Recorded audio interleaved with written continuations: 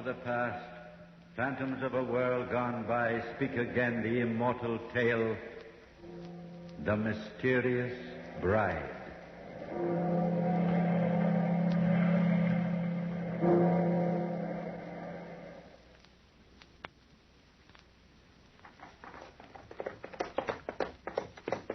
Mr. McMurdy? Ah, it's you, Alan. Where the deuce are you off to in such neck-break speed? Did you see her, Mr. McMurdy? Did you ride past her?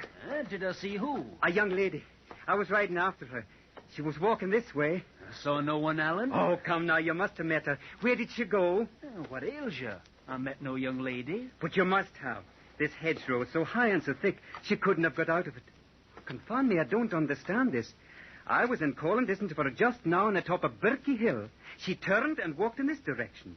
She couldn't yet have been beyond this point. And what did she look like, Alan? I declare I've never seen such a female figure.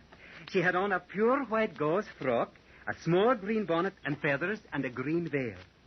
She was a fine-looking girl, Mr. McMurdy. You're no making game of me. Did you no really meet her? Alan, I'm a word of truth and honor, I did not. Come, ride back with me, we may meet her. She's given you the go-by on the road. I can't understand it, Mr. McMurdy. I do hope we find her. She was the loveliest thing I've ever seen. She had on a pure white gauze frock and a small... a small green bonnet with feathers and a green veil. I must have already told you that. You have, and with a lover's gleam in your eye. Oh, Mr. McMurdy, look, there. See? There she is at the very same spot where I saw her the first time. Where? I didn't see her. There? At the bend of the road. I still didn't see her. Look where I'm pointing. She's standing there in a white frock and green veil, as I told you. Oh, what a lovely creature. Alan, upon my word. There, she turned the angle of the road. She's gone out of sight. Come, let's hurry. I can't lose her this time. She'll be right around this turn. I certainly hope so.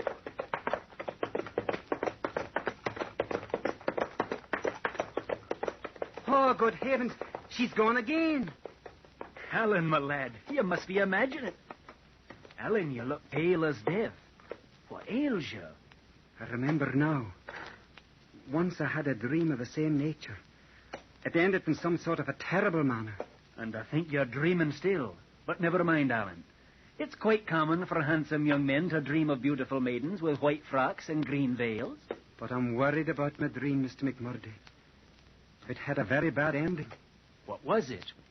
Well, I can't rightly recollect. You know how dreams are. But I do know it was something terrible. Well, perhaps your dinner did not agree with you, and you merely fancied you saw this lady. No, Mr. McMurdy. My boy, you're trembling like a leaf. I did see her, I did. And I've got to see her again.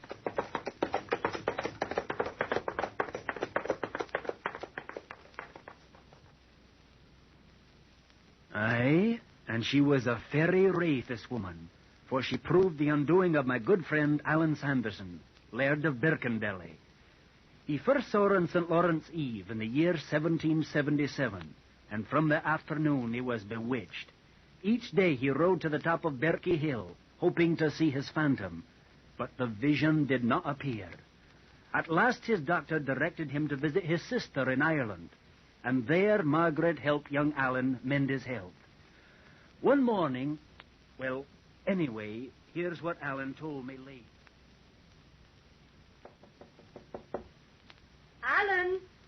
Alan, are you awake? Aye, Margaret. Breakfast is ready. Will you be down soon? Always immediately. I'll be out of bed in a minute. Hurry, Alan. A hot breakfast is much better eaten hot, you know. All right, Margaret. I'll hurry.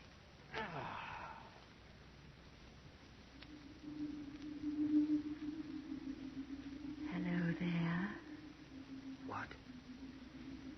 Who is it? Good heavens.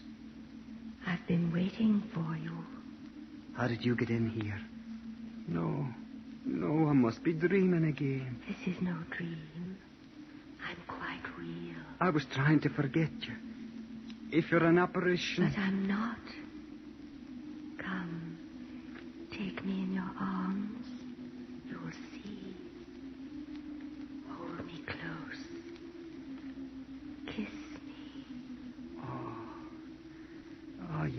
real. I can't believe it. I love you so. From the very first moment I set eyes on you, I've loved you. And I've loved you, too. You'll never know how much I've suffered without you. No man has ever loved a woman as dearly as I love you. Come down and meet my sister. Your sister? Here? Yes. I came here to Ireland to stay with her for a wee while. Alan? What do you mean, Alan? Why, what do you mean? Look around you. See where you are.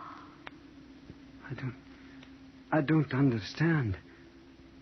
Oh, we're not in a room at all. We're standing in Birkie Hill, in Scotland. Of course, Birkie Hill. This is the only spot where you've ever seen me. But I can't recollect how it happened.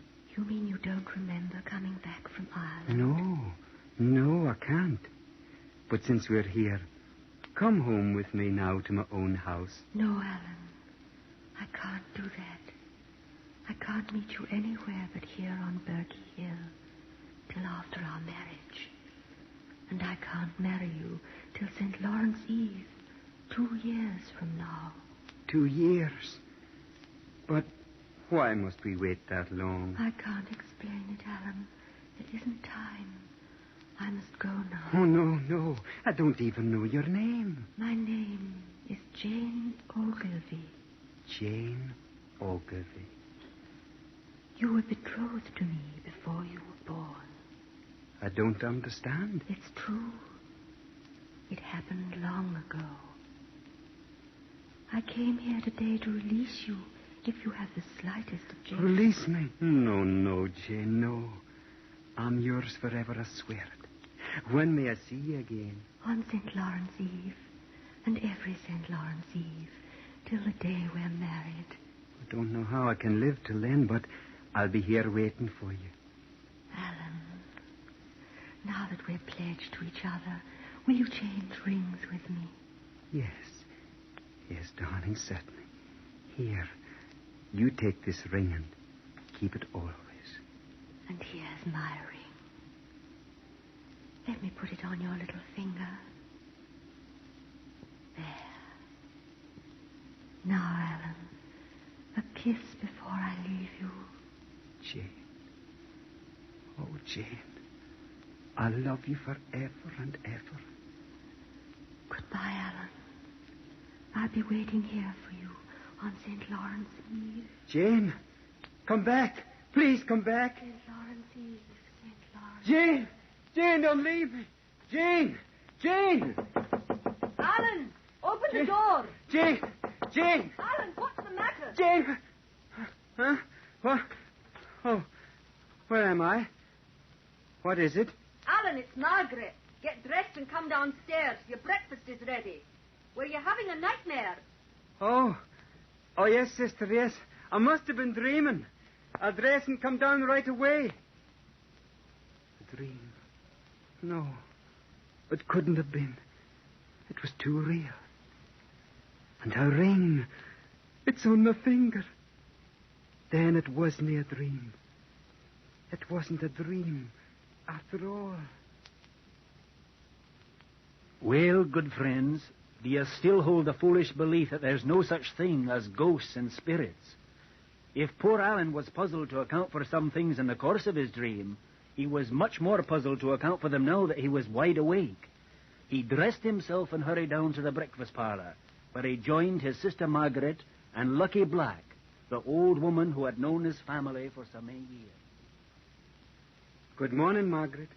And Lucky, I'm very glad to see you. Eh? Who is this now? Lucky. It's Alan, my brother. Alan? Aye, so it is. The way he stands there with his dark eyes and his black hair, he might be his father, or even his grandfather. Come over to my chair, Alan. Let me take your hand. Alan, are you all right? Yes, Margaret, I'm all right.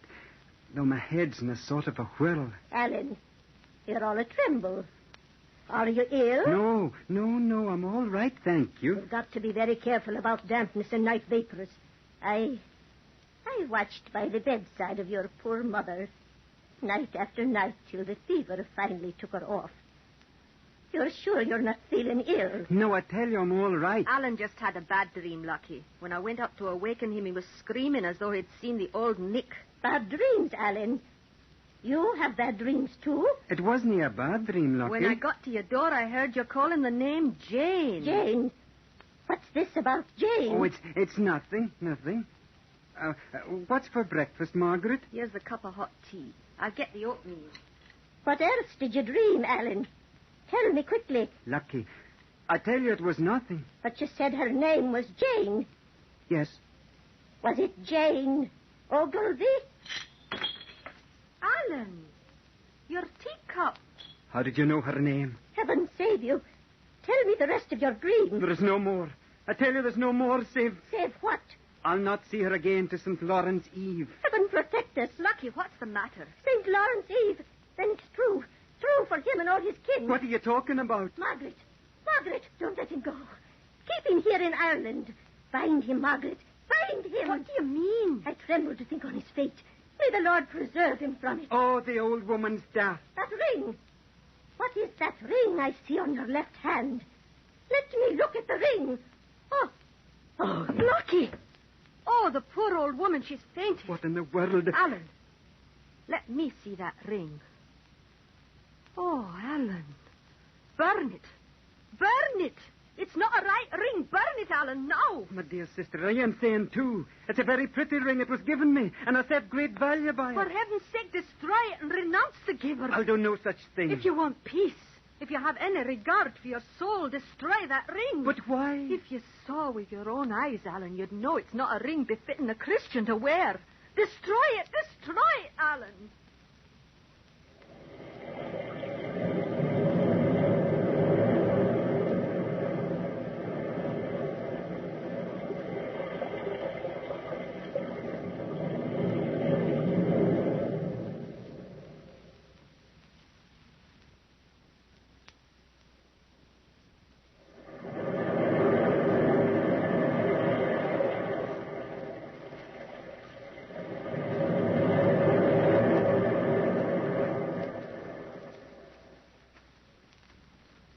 Well, when Alan Sanderson returned to Scotland, his mind was in great confusion, and he sought me out the very first day he arrived. We were sipping a bit of wine, and Alan was saying... I'm at a great loss for an explanation, Mr. McMurday. But I do know that I yearn now more than ever for a glimpse of Jane Ogilvy. I dare say, Alan. But tell me this. Whatever caused the collapse of that old woman in your sister's house? You mean Lucky Black? She would never tell me. As a matter of fact, I couldn't force her to say anything at all. Her lips were sealed, out of fear, I think. But that ring, may I have a look at it? No. I've sewed it within my vest, right next to my heart. And I'll no bring it out into the light till my wedding day. Well, did you notice anything strange about it? No, I didn't, Mr. McMurday. It's not but a gold ring with a bright emerald set in it. Then what is your explanation of the way the two women acted? I have none. But all my life I've had a feeling that some mysterious fate awaits me. But as long as I have my love, I'll no worry about the mystery of it. So young Alan was determined, and patiently he waited as the months went by. He was so caught up in the wonder of his love for this phantom that no amount of talk could discourage him. Now and again I saw him wandering aimlessly about Birkie Hill. And at last came the eve of St. Lawrence. Would the phantom of this woman he loved appear again, or would... Jane Ogilvy. This is the magic night. Where are you on this eve of St. Lawrence? I'm here, Alan. Where, Jane?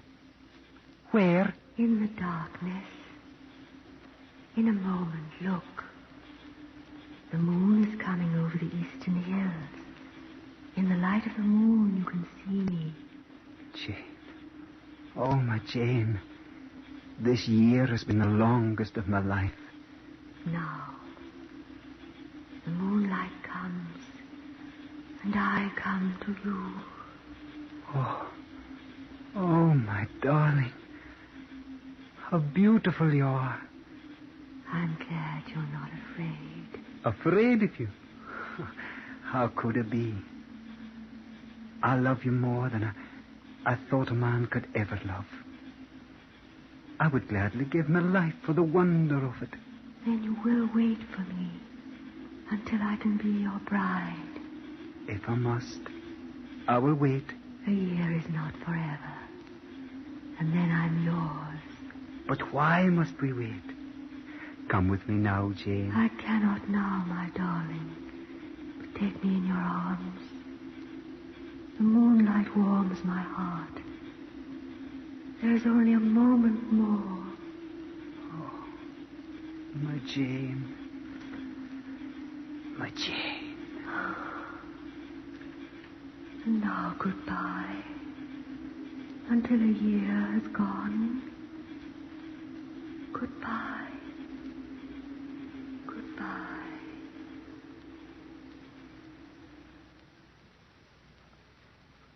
And so before Alan Sanderson stretched another year, separating him from this spectre girl he loved. His sister Margaret, worried because of his silence, wrote me often to know how young Alan was, and I was able to write her only that he seemed a happy man. How could I tell her of my growing premonition that he was also a doomed man, doomed to die? So when the eve of St. Lawrence came again, I purposely waited at my gate, for I knew Alan Sanderson would soon come riding by. I had not long to wait.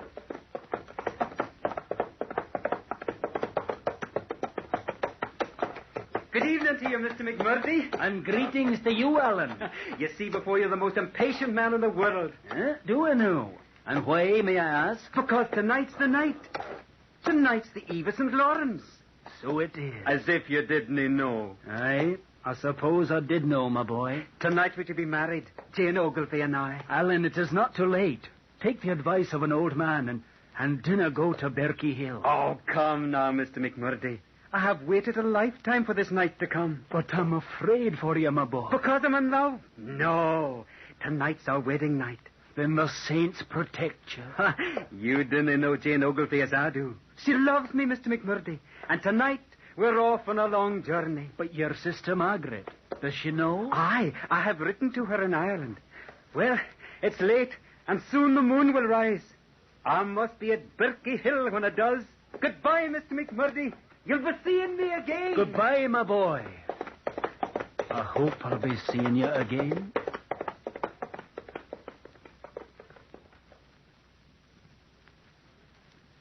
And he rode away toward Berkey Hill, a doomed man. And I was not surprised the next morning to receive an urgent message from Alan's sister Margaret, who during the night had come to Scotland.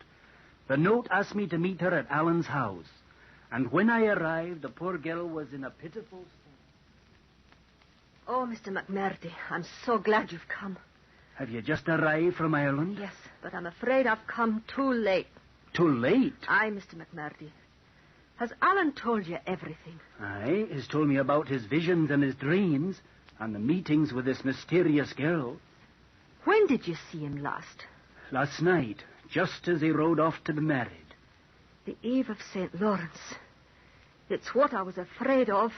Is that old woman still in Ireland? No, I brought her back with me. She's in the next room, resting. I'd like to see her and question her. Perhaps I can make her speak. Margaret, there's something about all this that I don't like a bit. Aye, you feel it too. Aye, the entire thing is weird and unnatural. May I speak to Lucky Black? Yes, but first read this letter. It's from Alan. He wrote it a month ago and posted it to me in Ireland. Dearest sister, this time next month I shall be the most happy or most miserable man in the world. On St. Lawrence Eve I have solemnly engaged myself to wed a young and beautiful lady named Jane Ogilvy, to whom it seems I was betrothed before I was born. That's the part I didn't understand. Nor do I. Read the rest of it. Our correspondence has been of a most private and mysterious nature, but my troth is pledged and my resolution fixed. On the nuptial eve, we will set out on a far journey to the place of her abode. It will be long before I see you again. Yours till death, your brother Alan. Yours till death. I'm afraid, Mr. McMurdy. What can we do? First, we've got to talk to the old lady. This way, then. Somehow I might be able to make her talk. I'm almost afraid to hear what she has to say. Lucky, this is Mr. McMurdy. How do you do, sir? It's an urgent matter we'd like to speak to you about. A matter perhaps of life or death for Alan. I have nothing to say about the young man's dilemma, sir. But you must speak, Lucky. You must. There's something you know that may help him. I'm sure of it. The two of you do not understand the strange workings of fate. We are only human beings. We have no way of combating a force that's outside our understanding. Oh, don't you see, Mr. McMurdy? It's no use. Hey, listen. What is that? A horse. Coming up the path. Here. You can see it from the window. It's Alan's horse without a rider. Look how the hide of him shines. He's been running that fast, Mr. McMurdy. Let me see. Oh, heaven protect us. It has happened. What do you mean? What's happened? The deed is done. It's Jane Ogilvy. Lucky, tell us what you mean. Oh, it has happened now. I know it has. So I can speak. Then quickly, woman. A tale of sadness and horror it is. The first Alan Sanderson, before he married the great heiress of Birkendelly, was engaged to a beautiful young lady named Jane Ogilvy. Jane Ogilvy? Aye. He gave the lass anything but fair play. And they say he murdered her on Berkey Hill. Is it true? Do you believe this story? Aye, for I have good reason to believe it. When I was a little lass, I saw the red blood and the new grave. It filled me with such fright I never told anyone about it. And 20 years later, the next Alan Sanderson was found dead on that very spot, lying across the green mound. Oh, it cannot be true. Miss Margaret, come quickly. My surrey is outside. But where? To Berkey Hill. Heaven grant there may still be time.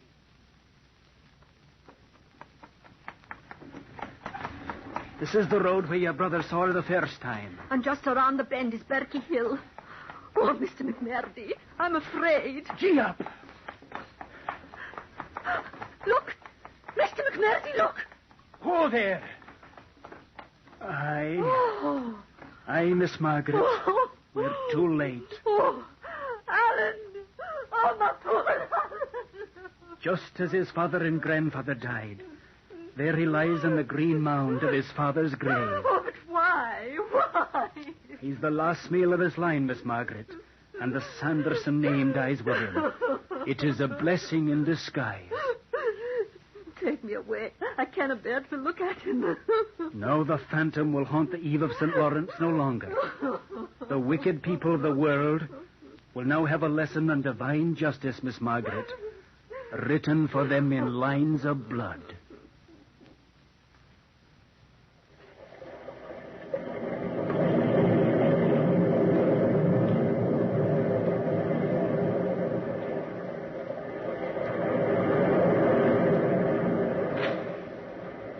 From the time-worn pages of the past, we have brought you the story, The Mysterious Bride. Bellkeeper, toll the bell.